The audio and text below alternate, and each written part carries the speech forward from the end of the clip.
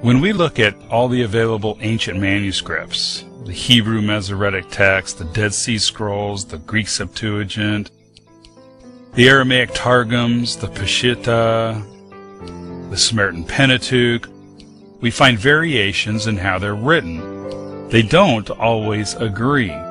Textual criticism is the process of comparing all of these texts, looking for the original wording of the text. While I was doing some studying, I came across a verse that actually gave a pretty good demonstration of the process of textual criticism. And this is Genesis chapter 22, verse 2, which in most translations say something like, "Take your son, your only son Isaac, whom you love." Now in the Hebrew text here, what we have is, "Kach na et bencha, et yachidcha asher ahavta, et Yitzchak." Now let's take a look at this word for word and translate it literally from the Hebrew. Kach means take. Na means please. Et bencha is your son. Et yachidcha is your only. Asher is who. Ahavta is you love.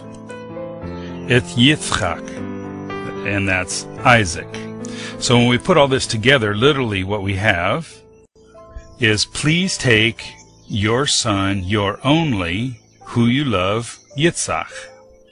Now the your only does not have the word son in the Hebrew. That was added in most translations, but it can be interpreted as your only one, referring to the son. The problem with that is that Abraham had more than one son. He had two, Yitzchak, or Isaac, and Ishmael. I've heard many explanations for this wording of the text. However, there is a clue in the Greek Septuagint. Now, the Greek Septuagint is a translation that was done about 2,000 years ago by the Jewish people of the Tanakh, the Old Testament. And when we look at the phrasing in the Septuagint for the Hebrew word yachidcha, your only, we have suton agapeton, which means your beloved. Notice that there's a difference between the Greek Septuagint and the Hebrew Masoretic text. Now, the Hebrew word for your beloved is yadidcha.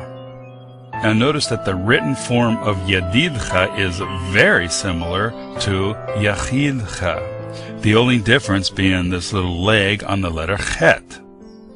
But we must recognize that 2,000 years ago, Hebrew didn't look exactly the same. So here is how the Hebrew looked for yachidcha and yadidcha 2,000 years ago as it would have appeared in the Hebrew text. It would appear that the translator of the Septuagint is looking at a Hebrew text that includes the word yadidcha, meaning your beloved. However, over the centuries, it seems that a scribe mistook the letter dalet for the letter chet and wrote yachidcha. The Septuagint gives us a glimpse of what the Hebrew looked like 2,000 years ago. Now, if we take the word yadidcha, assuming that that was the original wording of the text, we now have, please take your son, your beloved, who you love, Yitzchak. Now, it might be argued that why would the author use beloved and love in the same sentence? Isn't that a little redundant?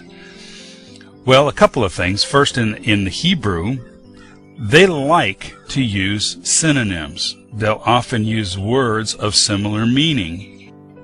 The other thing is that the word yadid means beloved, but more in the sense of passion, while the verb ahav is more related to responsibility. So while they are synonymous phrases, they are very different roots with very different meanings.